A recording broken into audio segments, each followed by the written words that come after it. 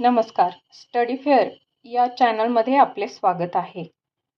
23 April हा जागतिक पुस्तक दिवस म्हणून साजरा केला जातो. पुस्तके आणि भारतीय राज्यघटनेचे शिल्पकार डॉक्टर बाबासाहेब आंबेडकर यांचे पुस्तकांवरील प्रेम संपूर्ण जगाला माहीत आहे.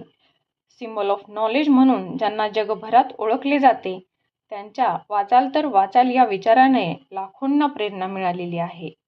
जगातील सर्वात मोठे वैयक्तिक ग्रंथालय डॉक्टर बाबासाहेब आंबेडकर यांनी मुंबईतील दादर येथील त्यांच्या निवासस्थानी म्हणजे राजगृह येथे उभारले आहे. आपल्या पुस्तकांना ठेवण्यासाठी जागा अपुरी पडू नये यासाठी बंगला बांधणारे बाबासाहेब एकमेव आहेत.